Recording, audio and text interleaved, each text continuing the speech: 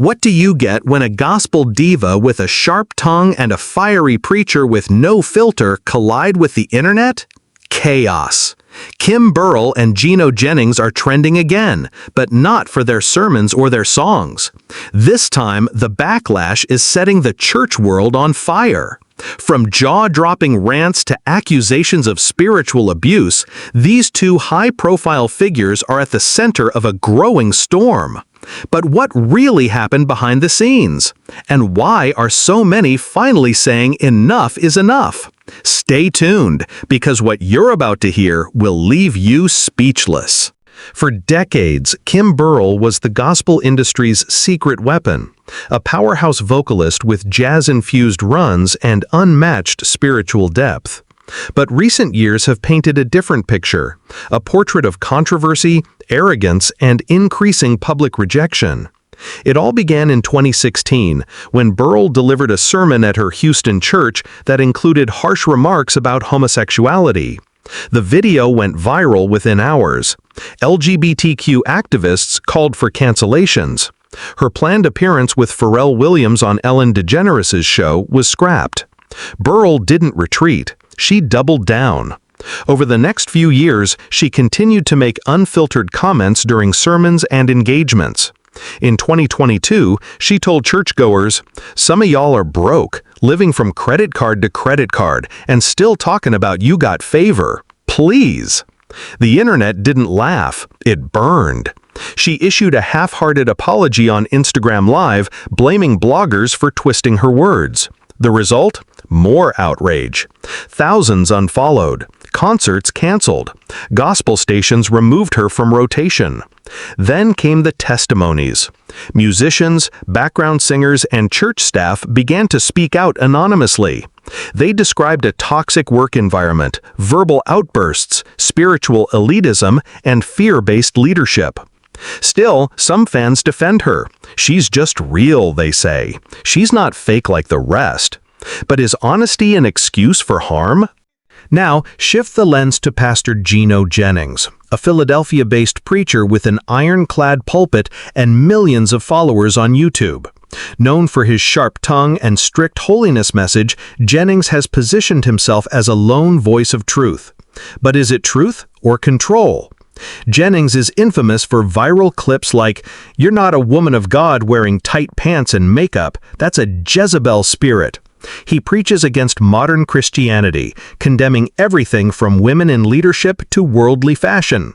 And while his followers see boldness, his critics see spiritual abuse. Former church members say Jennings' congregation is not a church, it's a cult.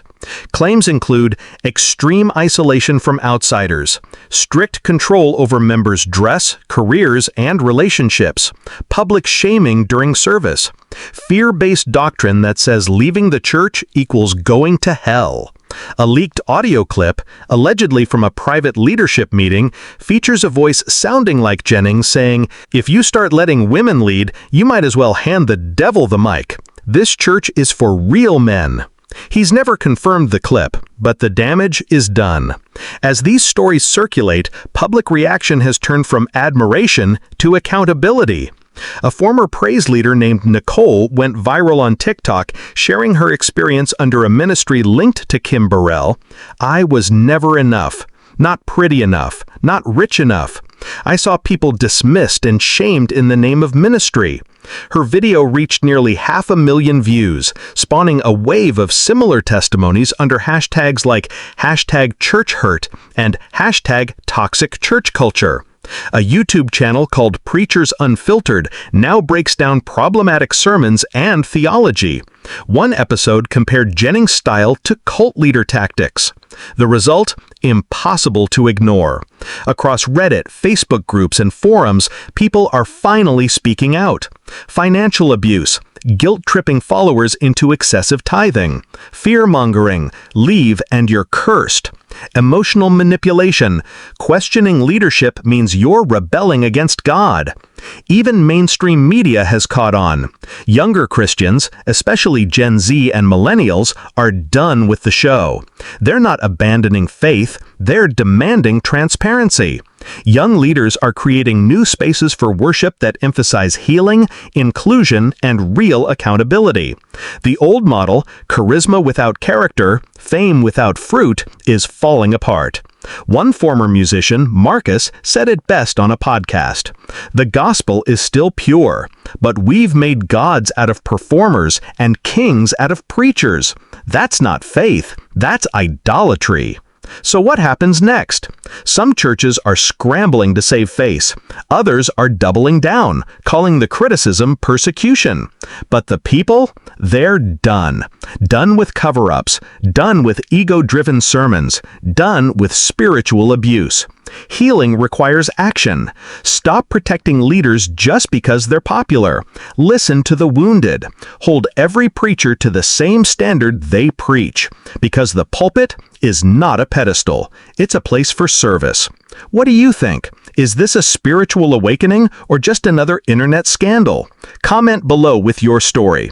Like if you believe it's time for accountability in the church.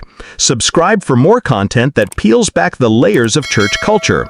Share this video with someone who's questioning what's happening behind the scenes. Because this isn't just about scandal, it's about truth. And maybe, just maybe, we're finally ready to stop praising personalities and start pursuing Jesus.